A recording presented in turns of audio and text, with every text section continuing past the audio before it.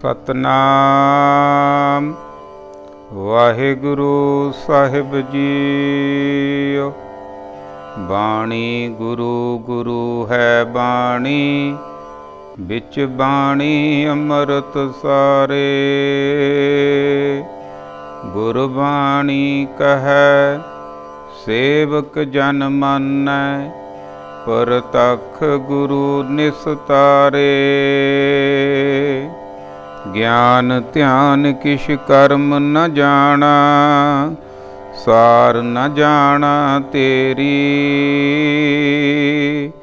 ਸਭ ਤੇ ਵੱਡਾ ਸਤਿਗੁਰ ਨਾਨਕ, ਜਿਨ ਕਲ ਰਾਖੀ ਮੇਰੀ।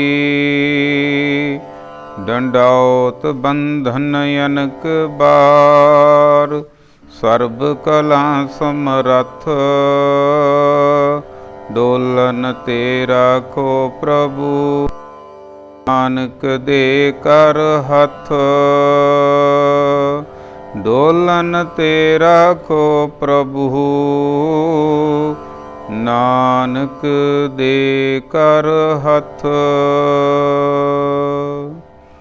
ਪਰਮ ਸਤਿਕਾਰਯੋਗ ਗੁਰੂ ਰੂਪ ਗੁਰੂ ਪਿਆਰੀ ਸਾਧ ਸੰਗਤ ਜੀਓ, ਆਓ ਮਨਾਂ ਨੂੰ ਹਾਜ਼ਰ ਤੇ ਨਾਜ਼ਰ ਕਰਦੇ ਹੋਏ ਕਰੀਏ ਰਸਨਾ ਪਵਿੱਤਰ ਤੇ ਬੋਲੀਏ ਸਾਰੇ ਵਾਹਿਗੁਰੂ ਜੀ ਕਾ ਖਾਲਸਾ, ਵਾਹਿਗੁਰੂ ਜੀ ਕੀ ਫਤਿਹ। ਗੁਰਮੁਖ ਪਿਆਰਿਓ,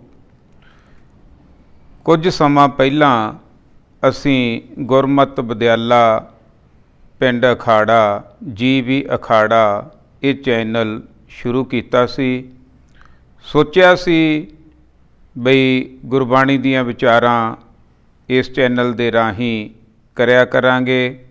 ਸਤਿਗੁਰਾਂ ਦੀ ਕਿਰਪਾ ਦੇ ਨਾਲ 101 ਭਾਗ ਅਸੀਂ ਪਿਛਲੇ ਸਮੇਂ ਦੇ ਵਿੱਚ ਕੀਤੇ ਸੀ। ਸੋ ਕੁਝ ਕਾਰਨਾਂ ਕਰਕੇ ਬਾਅਦ ਦੇ ਵਿੱਚ ਥੋੜ੍ਹੀਆਂ ਜਿਹੀਆਂ ਰੁਕਾਵਟਾਂ ਆ ਗਈਆਂ। ਹੁਣ ਫੇਰ ਦੁਬਾਰਾ ਪਰਮਾਤਮਾ ਵਾਹਿਗੁਰੂ ਦੀ ਕਿਰਪਾ ਦੇ ਨਾਲ ਅਸੀਂ ਇਹ ਚੈਨਲ 'ਤੇ ਵਿਚਾਰ ਕਰਨੀ ਸ਼ੁਰੂ ਕਰ ਰਹੇ ਹਾਂ। ਅੱਜ ਪਹਿਲਾ ਦਿਨ ਹੈ। ਗੁਰਮੁਖ ਪਿਆਰਿਓ, ਕਈ ਗੁਰਮੁਖਾਂ ਨੇ ਪੁੱਛਿਆ ਕਿ ਇਹ ਪਿੰਡ ਅਖਾੜਾ ਕਿੱਥੇ ਪੈਂਦਾ, ਕੀ ਇਤਿਹਾਸ ਆ।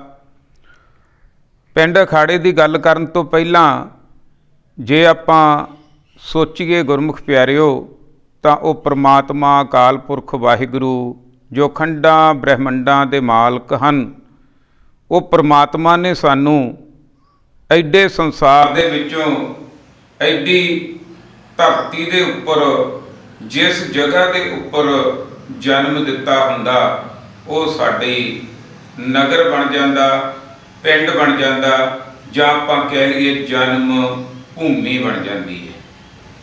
ਉੱਥੇ ਬਚਪਨ ਜਿੱਥੇ ਮਨੁੱਖ ਦਾ ਗੁਜ਼ਰਦਾ, ਉੱਥੇ ਮਨੁੱਖ ਦਾ ਪਿਆਰ ਬਣ ਜਾਂਦਾ। ਬਚਪਨ ਦਾ ਸਮਾਂ ਖੇਡੇ ਮੱਲੇ, ਇਹ ਜਿੱਥੇ ਮਰਜ਼ੀ ਬੰਦਾ ਜਿੰਨੀ ਮਰਜ਼ੀ ਤਰੱਕੀ ਕਰ ਲਵੇ, ਇਹ ਦਿਲ ਦੇ ਅੰਦਰੋਂ ਬਚਪਨ ਦੀਆਂ ਯਾਦਾਂ ਜਾਂਦੀਆਂ ਨਹੀਂ। ਹਰ ਇੱਕ ਮਨੁੱਖ ਨੂੰ ਆਪਣਾ ਆਪਣਾ ਪਿੰਡ ਪਿਆਰਾ ਲੱਗਦਾ।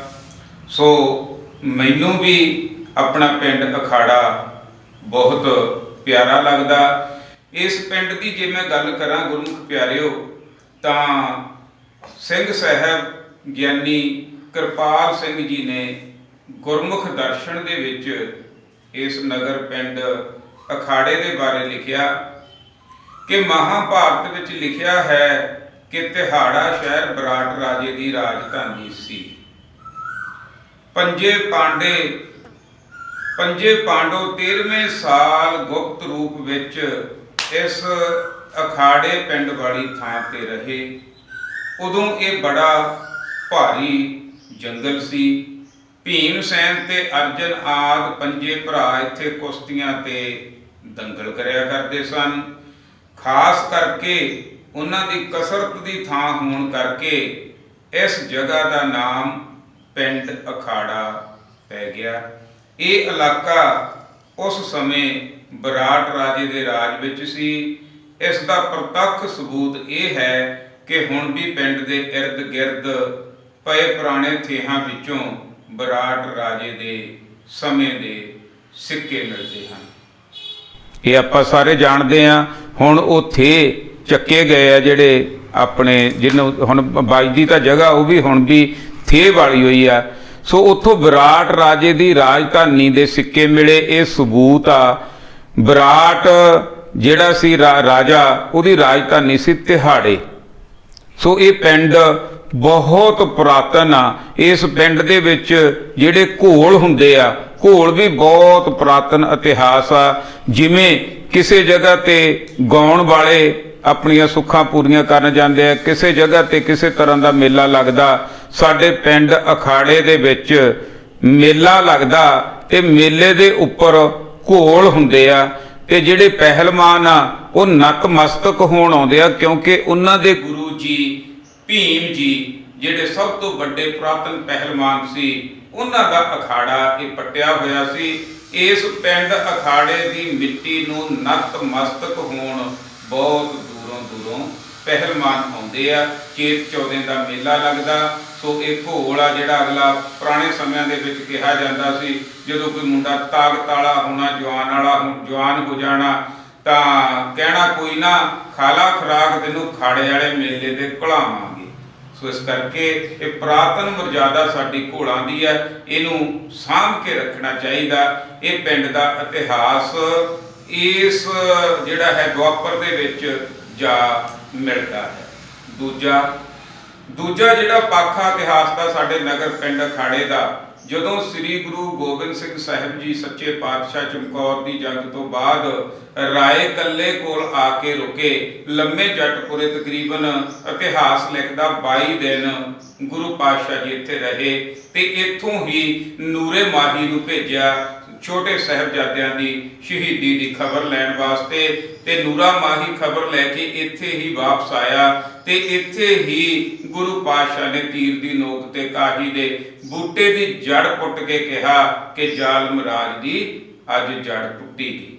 ਉਹਨਾਂ 22 ਦਿਨਾਂ ਦੇ ਵਿੱਚ ਹੀ ਸਤਿਗੁਰੂ ਸੱਚੇ ਪਾਤਸ਼ਾਹ ਅੰਮ੍ਰਿਤ ਵੇਲੇ ਸੈਰ ਕਰਦੇ ਇਸ ਜਗ੍ਹਾ ਦੇ ਉੱਪਰ ਪਿੰਡ ਅਖਾੜੇ ਦੀ ਧਰਤੀ ਦੇ ਉੱਪਰ ਆਏ।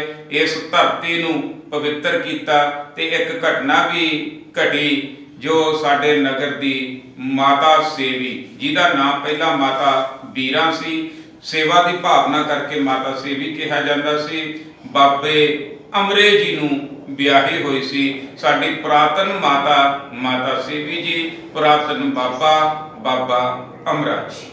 ਤੇ ਮਾਤਾ ਜੀ ਰੋਟੀ ਲੈ ਕੇ ਜਾ ਰਹੇ ਸੀ ਤੇ ਜਦੋਂ ਗੁਰੂ ਗੋਬਿੰਦ ਸਿੰਘ ਸੱਚੇ ਪਾਤਸ਼ਾਹ ਜੀ ਕੁਝ ਸਿੰਘਾਂ ਦੇ ਨਾਲ ਆਉਂਦੇ ਦੇਖੇ ਤਾਂ ਮਾਤਾ ਨੇ ਕਿਹਾ, ਗੁਰੂ ਪਿਤਾ ਜੀ ਤੁਸੀਂ ਇੱਥੇ ਰੁਕੋ ਤੇ ਮੈਂ ਦੁੱਧ ਗਰਮ ਕਰਕੇ ਲਿਆਉਣੀ ਆ। ਘਰੇ ਗਈ, ਸਪੈਸ਼ਲ ਦੁੱਧ ਗਰਮ ਕਰਕੇ ਸ਼ਰਧਾ ਭਾਵਨਾ ਦੇ ਨਾਲ ਛਕਾਇਆ ਗੁਰੂ ਗੋਬਿੰਦ ਸਿੰਘ ਸੱਚੇ ਪਾਤਸ਼ਾਹ ਜੀ ਨੂੰ। ਤੇ ਗੁਰੂ ਗੋਬਿੰਦ ਸਿੰਘ ਜੀ ਨੇ ਇਸ ਨਗਰ ਨੂੰ ਫਿਰ ਵਧਣ ਫੁੱਲਣ ਦੇ, ਸਿੱਖੀ ਕਮਾਉਣ ਦੇ ਵਰ ਦਿੱਤੇ। ਅੱਗੇ ਜਾ ਕੇ ਜਿਹੜੇ ਸੰਤ ਗਿਆਨੀ ਗੁਰਬਚਨ ਸਿੰਘ ਜੀ ਖਾਲਸਾ ਭਿੰਡਰਾਂ ਵਾਲੇ, ਉਹ ਵੱਜਦੇ ਤਾਂ ਭਿੰਡਰਾਂ ਵਾਲੇ ਆ ਕਿਉਂਕਿ ਭਿੰਡਰਾਂ ਦੀ ਟਕਸਾਲ ਆ, ਪਰ ਉਹਨਾਂ ਦਾ ਜਨਮ ਇਸ ਨਗਰ ਦੇ ਵਿੱਚ ਹੋਇਆ, ਪਿੰਡ ਅਖਾੜੇ ਦੇ ਵਿੱਚ ਹੋਇਆ। ਉਹਨਾਂ ਦਾ ਜਨਮ ਸਥਾਨ ਵੀ ਬਣਿਆ ਹੋਇਆ ਹੈ। ਸੋ ਤੀਜਾ ਜਿਹੜਾ ਪੱਖ ਹੈ ਪਿੰਡ ਅਖਾੜੇ ਦੇ ਨਾਲ ਆ ਜੁੜਦਾ, ਉਹ ਹੈ ਬਾਬਾ ਸਾਹਿਬ ਸਿੰਘ ਜੀ ਵੇਦੀ।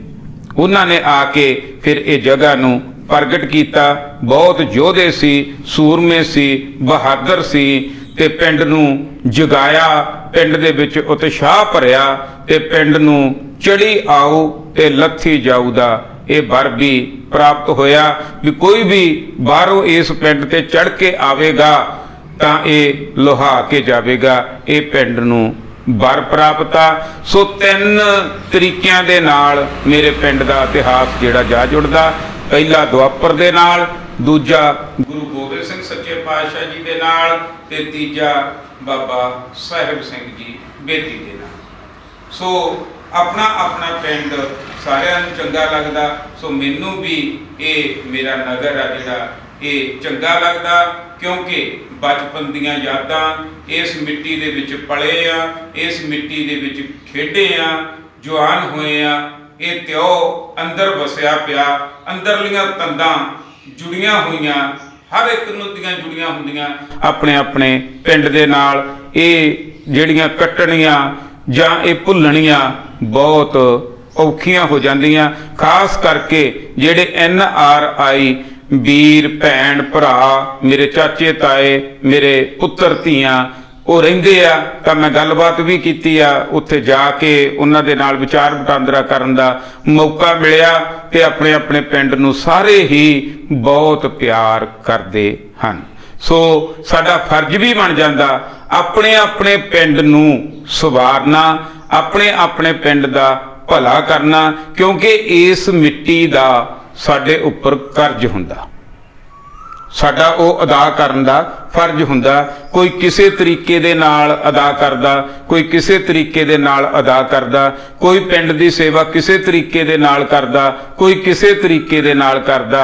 ਸੋ ਸਾਨੂੰ ਇਹ ਜਿਹੜਾ ਮੌਕਾ ਮਿਲਿਆ ਸਤਿਗੁਰੂ ਸੱਚੇ ਪਾਤਸ਼ਾਹ ਦੀ ਕਿਰਪਾ ਦੇ ਨਾਲ, ਇੰਨੇ ਯੋਗ ਹੈ ਨਹੀਂ ਸੀ ਤੇ ਜਿਹੜਾ ਹੈ ਇਹ ਨਗਰ ਦੀ ਮਿੱਟੀ ਦੀ ਕੋਈ ਮੈਂ ਤਾਂ ਬਖਸ਼ਿਸ਼ ਕਹਿਣਾ ਕਿ ਇਧਰਲੇ ਪਾਸੇ ਗੁਰਬਾਣੀ ਵਾਲੇ ਪਾਸੇ ਨੂੰ ਧਿਆਨ ਜੁੜਿਆ। ਤੇ ਕਿਉਂਕਿ ਇਹ ਵੀ ਕਾਰਨ ਆ, ਇਹਦਾ ਵੀ ਕਾਰਨ ਆ ਕਿਉਂਕਿ ਸਾਡੇ ਨਗਰ ਦੇ ਵਿੱਚ ਬਹੁਤ ਗੁਣੀ ਗਿਆਨੀ ਜਿਹੜੇ ਆ ਲੋਕ ਪੈਦਾ ਹੋਏ।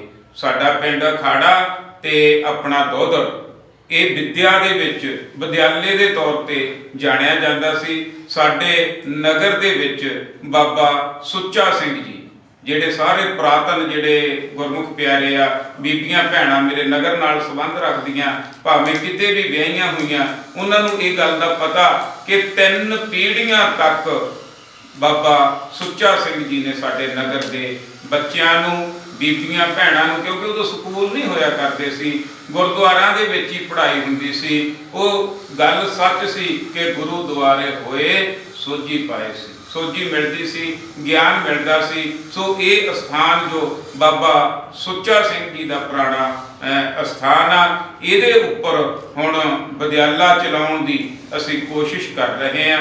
ਸੋ ਪ੍ਰਮਾਤਮਾ ਵਾਹਿਗੁਰੂ ਦੀ ਕਿਰਪਾ ਤੇ ਸਾਰੀ ਸੰਗਤ ਦੇ ਪਿਆਰ, ਸਹਿਯੋਗ, ਆਸ਼ੀਰਵਾਦ ਦੀ ਲੋੜ ਆ। ਉਹੀ ਪੁਰਾਣਾ ਜਿਵੇਂ ਪਹਿਲਾ ਇਤਿਹਾਸ ਸੀ ਸਾਡਾ ਕਿ ਇੱਥੋਂ ਵਿਦਿਆ ਪ੍ਰਾਪਤ ਕੀਤੀ ਜਾਂਦੀ ਸੀ, ਬਾਹਰੋਂ ਵੀ ਬੱਚੇ ਆਉਂਦੇ ਸੀ ਗੁਰਬਾਣੀ ਦੀ ਸੰਥਿਆ ਪ੍ਰਾਪਤ ਕਰਨ। ਸੋ ਇਹ ਜਿਹੜਾ ਹੈ ਆਪਾਂ ਨੂੰ ਹੁਣ ਮੌਕਾ ਮਿਲਿਆ ਹੋਇਆ, ਕਿਉਂਕਿ ਮੈਂ ਵੀ ਪਹਿਲਾਂ ਖਾਣ ਪੀਣ ਵਾਲਾ ਬੰਦਾ ਸੀ। ਮੈਂ ਆਪਣੇ ਬਾਰੇ ਵੀ ਸੱਚ ਦੱਸ ਦਿਆਂ ਕਿਉਂਕਿ ਮਨ ਤੋਂ ਬੋਝ ਲੈ ਜਾਂਦਾ, ਮੈਨੂੰ ਵੀ ਗੁਰਬਾਣੀ ਬਾਰੇ ਬਿਲਕੁਲ ਨਹੀਂ ਪਤਾ ਸੀ। ਮੈਂ ਵੀ ਇੱਕ ਦਿਨ ਬਈ ਮਨ 'ਚ ਇਹ ਧਾਰਿਆ ਯਾਰ ਰੱਬਾ ਪਰਮਾਤਮਾ ਕਿਤੇ ਮੇਰੀ ਆ ਜਿਹੜੀ ਸ਼ਰਾਬ ਆ ਜਿਹੜੀ ਆਦਤ ਪਈ ਆ, ਕਿਉਂਕਿ ਮੈਨੂੰ ਵੀ ਲੱਗਦਾ ਸੀ ਵੀ ਇਹਦੇ ਬਿਨਾਂ ਮੈਂ ਬਚ ਨਹੀਂ ਸਕਦਾ, ਵੀ ਕਿਤੇ ਇਹ ਛੁੱਟ ਜਾਵੇ।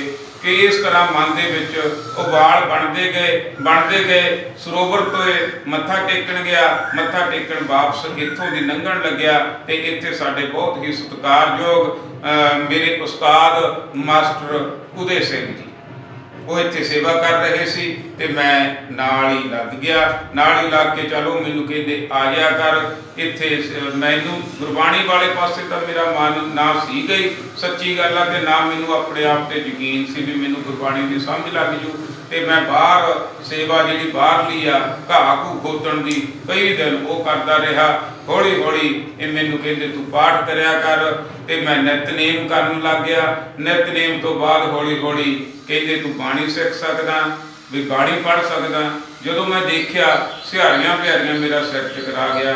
ਮੈਂ ਕਿਹਾ ਮਾਸਟਰ ਜੀ ਮੇਰੇ ਵੱਸ ਦਾ ਰੋਗ ਨਹੀਂ। ਇੱਕ ਆਏ ਸੀ ਵੱਡੀ ਗੱਲ ਵੀ ਜਿਹੜੇ ਛੋਟੇ ਛੋਟੇ ਬੱਚੇ ਪੜ੍ਹਦੇ ਸੀ ਤੇ ਫਿਰ ਮੈਂ ਵੀ ਮਨ ਮਾਰ ਕੇ ਮਾਸਟਰ ਜੀ ਨੇ ਹੌਸਲਾ ਦਿੱਤਾ ਵੀ ਨਹੀਂ ਤੂੰ ਪੜ੍ਹ ਸਕਦਾ, ਕਰ ਸਕਦਾ, ਕੋਈ ਵੱਡੀ ਗੱਲ ਨਹੀਂ। ਤੇ ਮਨ ਨੂੰ ਚੋਟ ਮੇਰੇ ਲੱਗੀ ਹੋਈ ਸੀ, ਪਹਿਲਾਂ ਘਰ ਵਾਲੀ ਦੇ ਸੱਟ ਵੱਜ ਗਈ ਸੀ ਤੇ ਸੱਟ ਵੱਜੀ ਤੇ ਆਖਰੀ ਇੱਛਾ ਜਦੋਂ ਆਪਰੇਸ਼ਨ ਕਰਨ ਗਏ ਪੁੱਛਣ ਲੱਗੇ ਮੈਨੂੰ ਕਹਿੰਦੇ ਕਰ ਲਾ ਗੱਲਬਾਤ।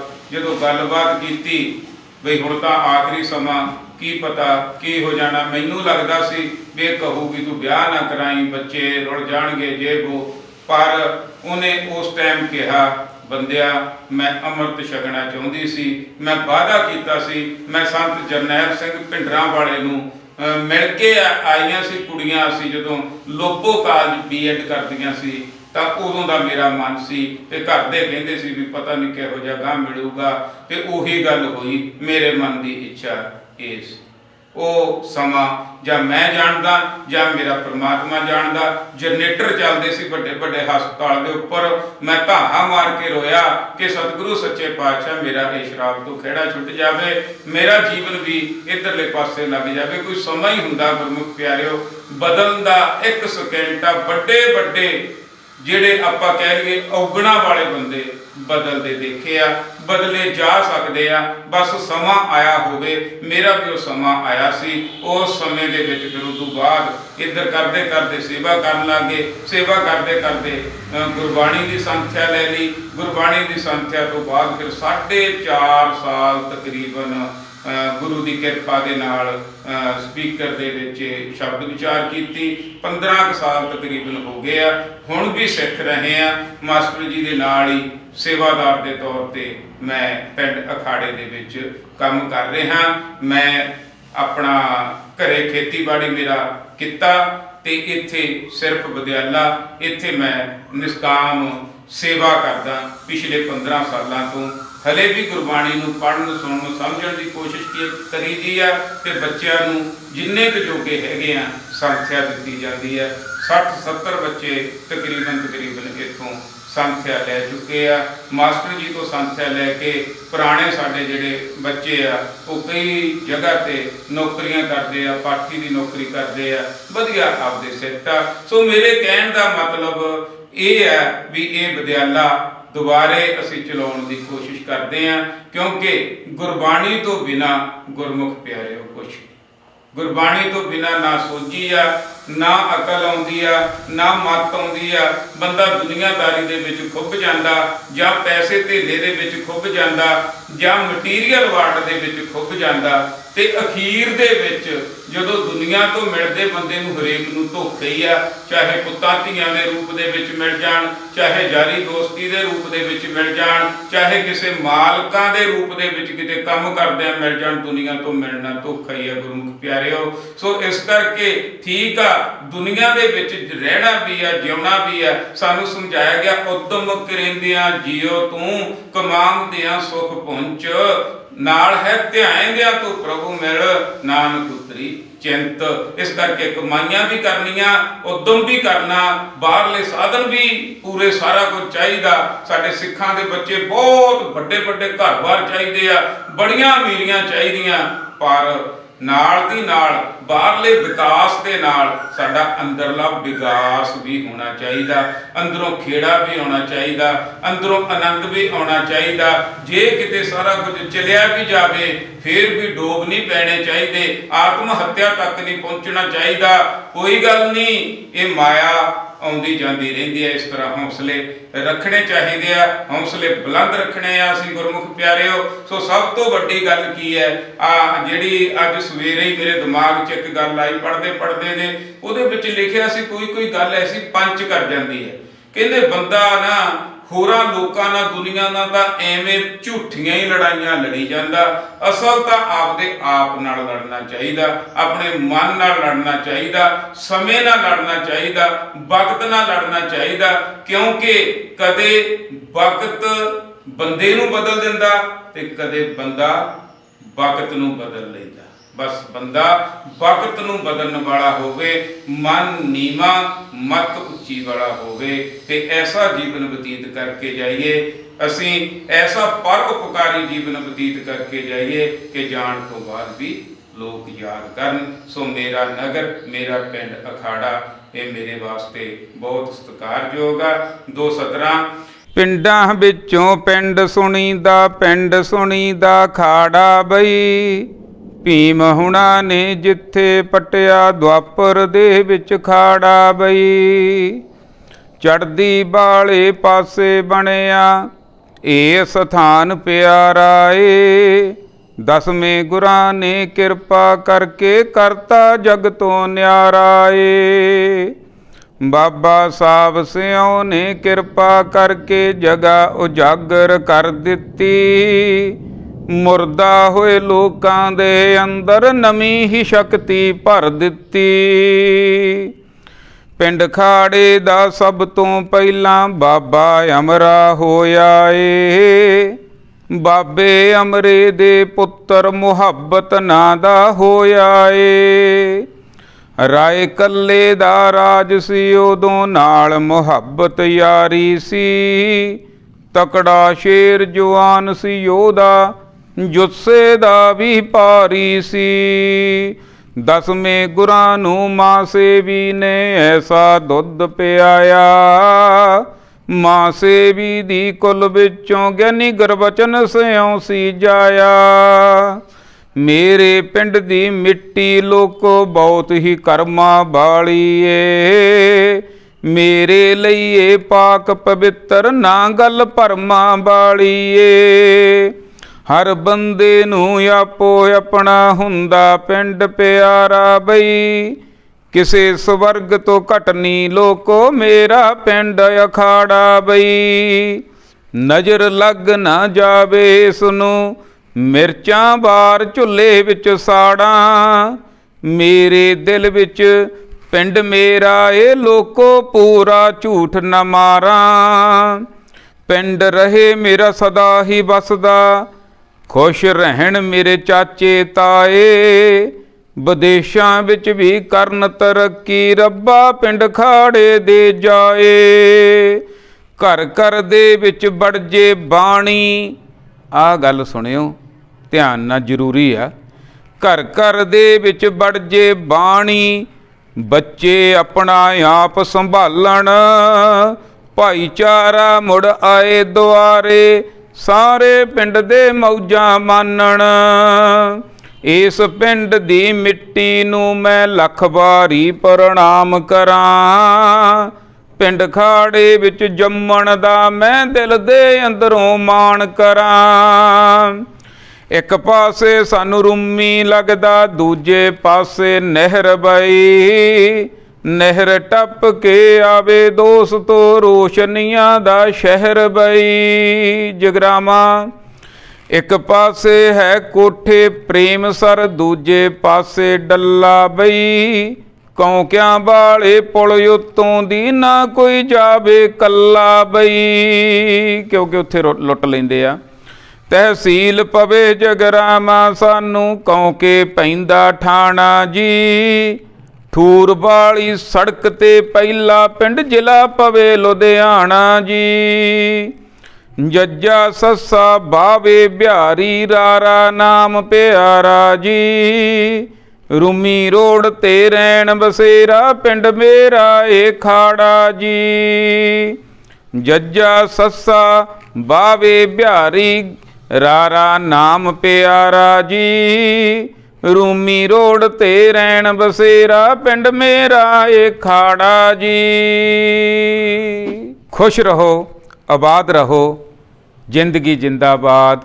ਵਾਹਿਗੁਰੂ ਜੀ ਕਾ ਖਾਲਸਾ, ਵਾਹਿਗੁਰੂ ਜੀ ਕੀ ਫਤਿਹ।